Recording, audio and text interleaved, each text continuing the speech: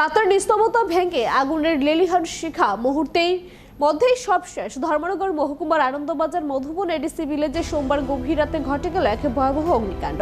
বিশিষ্ট রাবার ব্যবসায়ী প্রীতম নাথের মালিকানাধীন একটি রাবার প্রসেসিং সেন্টারে আগুনের গ্রাসে পুরোপুরি ভস্মীভূত। বিস্তারিত দেখুন টিভি স্ক্রিনে। স্থানীয় সূত্রের খবর, সোমবার রাত আনুমানিক 11:30 নাগাদ কারখানায় প্রথম আগুন দেখতে পাওয়া যায়। দাহ্য পদার্থ রাবার হওয়ায় মুহূর্তের মধ্যে আগুনের তীব্রতা ছড়িয়ে পড়ে মূল স্টোর রুমেও। খবর পেয়ে ঘটনাস্থলে ছুটে আসে ধর্মনগর পানিসাগর ফায়ার সার্ভিসের মোট 4টি ইঞ্জিন। দমকল কর্মীদের দীর্ঘ 2 ঘন্টার আপ্রাণ চেষ্টায় রাত 2টা নাগাদ আগুন নিয়ন্ত্রণে এলেও তৎক্ষণে সব শেষ।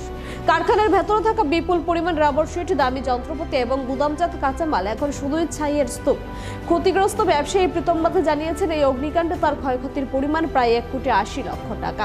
প্রাথমিক তদন্তে শর্ট সার্কিট থেকে আগুনের সূত্রপাত বলে ধারণা করা হলেও অন্তর্ঘাত বা অন্য কোনো কারণ রয়েছে কিনা তা খতিয়ে দেখছে প্রশাসন। আমার ফার্মের নাম কঙ্কুই ট্রেডার্স। কালকে রাত্রে আমি সব কাজ সেরে বাজারে যাই। বাজারে কীর্তন চলছে, হরিনাম সংকীর্তন আমাদের আনন্দবাজার। তো বাজার থেকে আমি আসি মোটামুটি রাত্র 10টা। এসে তো আমি খেয়ে দিয়ে ঘুমিয়ে গেলাম। হঠাৎ করে 11টা সাড়ে 11টা নাগাদ দেখি আগুনের শব্দ, আগুন উঠছে। ঘুম থেকে বেরিয়ে এসে দেখি আমার রাবার ফ্যাক্টরিটা পুরো জ্বলে গেছে। এখন আমি কিচ্ছু না বুঝতে পারে ফায়ার ব্রিগেডে ফোন করেছি, পরে আসলো।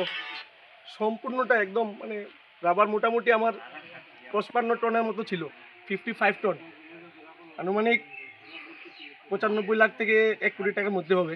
এই ঘটনায় এলাকায় গভীর শোক ও চাঞ্চল্যের সৃষ্টি হয়েছে। সহায় সফল হারিয়ে দিশেহারা ব্যবসায়ী এখন প্রশাসনের সহযোগিতার দিকে তাকিয়ে।